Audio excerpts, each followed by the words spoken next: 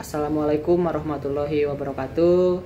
Sebelumnya izinkan saya memperkenalkan diri. Nama saya Muhammad Bahrudin Yusuf dengan NPM 20257 dari Filsafat Hukum kelas F, yang mana yang menjadi dosen pengampu saya adalah Bapak Muhammad Alfi Pratama SPhil MPhil. Di sini saya akan menjelaskan atau memberikan resensi dari sebuah jurnal yang berjudul The Case of the Speluntian Explorers. Sebelum membahas mengenai beberapa pendapat para hakim, di sini saya akan menceritakan terlebih dahulu bagaimana kasus oposisi yang disebutkan di dalam jurnal tersebut. Baik, di sini saya akan menceritakan kasus oposisinya, yang dimana pada awalnya di sini diceritakan bahwa terdapat sebuah organisasi amatir yang bernama Speluntian Society, di mana mereka adalah organisasi yang tertarik terhadap eksplorisasi terhadap gua, yang mana pada awal bulan Mei mereka bersama dengan Roger Wetmore pada saat itu yang merupakan anggota dari organisasi tersebut, mereka menembus salah satu bagian gua batu yang posisinya ditemukan yang di dataran tinggi. Lalu pada saat mereka masuk ke dalam gua yang posisinya lumayan agak sudah jauh dari pintu masuk, terjadilah sebuah longsor, yang dimana longsor tersebut mengakibatkan pintu masuk dari gua tersebut tertutup akan bebatuan yang sangat tinggi dan juga yang sangat besar. Sadar mereka dalam keadaan genting dan juga persediaan yang sangat terbatas, Whitmore tersadar jika dia telah meninggalkan secari kertas yang merupakan petunjuk bahwa mereka melakukan penelitian di gua mana. Tak lama berselang, datanglah tim untuk mengevakuasi mereka, tetapi dengan sulitnya bebatuan yang sangat besar dan juga yang sangat keras yang menghalangi pintu masuk, membuat evakuasi tersebut menjadi berjalan lebih lambat.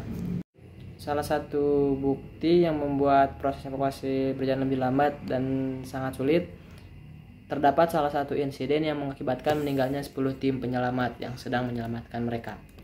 Lalu pada hari ke-20, salah satu dari organisasi yang terperangkap tersebut menyadari jika ia membawa sebuah mesin portable tanpa kabel yang mampu mengirim serta menerima pesan.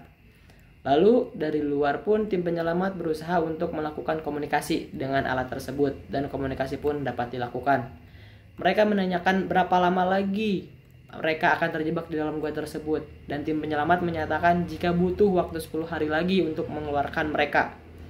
Lalu tim penyelamat itu meminta pendapat para ahli medis apakah mereka akan bisa hidup bersama hingga keluar nanti, dan ahli medis tersebut menjelaskan jika kecil kemungkinan untuk dapat melakukan hal tersebut.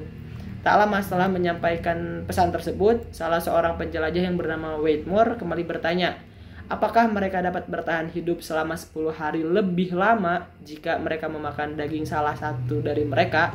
Dan ahli medis pun menjawab setuju dengan pernyataan dari Whitmore. Tak lama kemudian kembalilah bertanya, apakah harus membuat undian penentuan siapa yang harus dimakan? Tetapi untuk pertanyaan tersebut para ahli medis di luar tidak dapat menjawabnya. Ketika diskusi tersebut sedang berjalan, tiba-tiba mesin portable tersebut mati dan tidak ada jawaban dari dalam gua. Yang ternyata asumsi jika baterai listrik tersebut habis bisa dikatakan salah. Lalu ketika orang di dalam gua tersebut akhirnya dapat keluar oleh tim penyelamat, ternyata Whitmore telah dibunuh dan dimakan oleh teman-temannya pada hari ke-23. Mungkin untuk kasus oposisi seperti itu yang bisa saya sampaikan dan saya tangkap dari jurnal tersebut. Sekarang masuk kepada pendapat para hakim, 5 para hakim. Yang pertama terdapat Chief Justice Trupeni. Trupeni pertama kali memulai dengan apa yang menjadi pernyataan dalam undang-undang. Undang-undang menyatakan jika siapapun yang dengan sengaja menghilangkan nyawa orang lain akan dihukum mati. Trupeni sendiri melakukan hukum menjadi hukum atau sudut pandang kelompok positivis hukum eksklusif yang menyatakan jika kasus ini tidak memungkinkan adanya pengecualian atas dasar apa undang-undang tersebut sangat jelas. Atas dasar apa kita harus mengatakan tidak. mereka tidak dengan sengaja mengambil nyawa dari yang lain. Mereka tidak boleh dihukum mati. Namun, undang-undang seperti halnya Trupeni menyatakan bahwa meskipun para hakim terikat oleh hukum, kepala eksklusif seperti presiden memiliki kekuasaan penuh untuk memberikan pengampunan. Sehingga Ketua Mahkamah Agung menyatakan dan mengeluarkan keyakinannya bahwa kepala eksekutif dapat diinstruksikan untuk melaksanakan gerasi mengingat keadaan khusus dari kasus ini. Lalu untuk hakim yang kedua, di sini terdapat Hakim Justice Foster, di mana ia menggunakan tradisi hukum alam untuk menginformasikan cara dia berpikir tentang putusan ini dalam menggunakan dan menjelaskan tradisi hukum alam. Dia mencari pembebasan dalam hal ini. Jadi sebagai konsekuensi dari ahli teori hukum alam, dia cukup kritis terhadap pemikiran atau putusan dari Trupeni. Foster percaya bahwa pepatah alasan hukum berhenti sendiri dalam hukum Romawi. Artinya, kita memiliki hukum karena suatu alasan, dan jika alasan itu hilang, maka hukum itu pun akan ikut hilang. Itulah yang disebut dengan hukum alam. Hukum alam memiliki dasar pengertian bahwa hukum itu sendiri hanya ada yang dibenarkan oleh sesuatu di luar hukum. Jadi ini sangat berbeda dengan pandangan positivis yang menyatakan bahwa hukum itu berdiri sendiri. Dalam pandangan Foster, keberadaan undang-undang tersebut tidak benar-benar berlaku dalam kasus ini, karena keempat terdakwa berada di luar negara dan kembali pada keadaan yang alami. Maksud dari di luar negara tuh yang dimana empat terdakwa ini terjebak dalam salah satu gua yang dihalangi oleh reruntuhan batu, yang dimana reruntuhan batu tersebut sangat menyulitkan untuk tim evakuasi baik yang di luar maupun para terdakwa yang di dalam, hingga para terdakwa ini dapat menciptakan hukum bagi mereka sendiri. Lalu yang ketiga terdapat Justice Stating, yang dimana ia adalah hakim ketiga yang berbicara. Ia adalah orang yang menuduh dirinya sendiri. Dia mundur pada dasarnya karena ia tidak menemukan cara untuk membedakan prinsip-prinsip yang mana dengan hal tersebut kita dapat memutuskan kasus ini dengan bebas dan dengan cara yang rasional. Sehingga ia menolak dirinya sendiri dari kasus tersebut. Tetapi dia tidak melakukan itu dan ia malah mengkritik keadilan atau hukum alam yang dikaitkan atau dijelaskan oleh Justice Foster.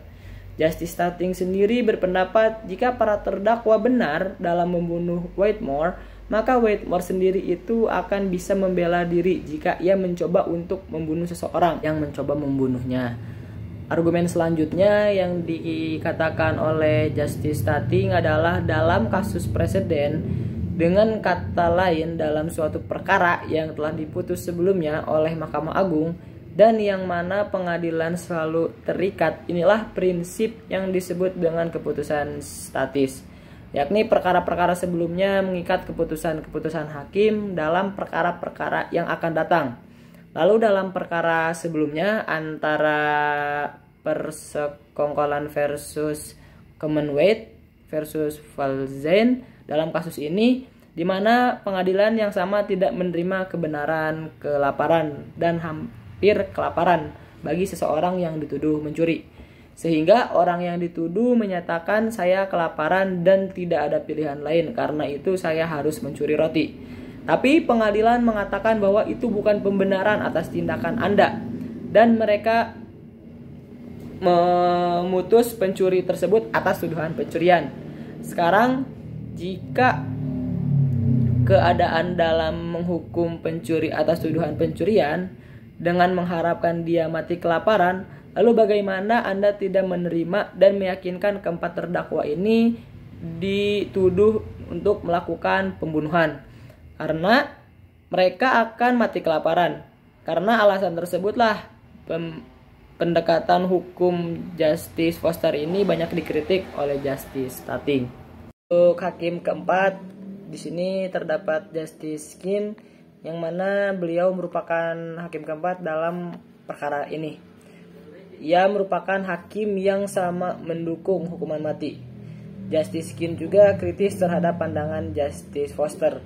Namun meskipun ia memutuskan sama seperti Justice Tripeny, jika hukum harus menjunjung tinggi hukuman dan memberikan hukuman mati, dia tetap kritis terhadap Justice Tripeny bahwa ia akan menyarankan ketua eksekutif untuk memberikan gerasi atau memberikan pengampunan kepada mereka sesuai hukum menurut keadilan.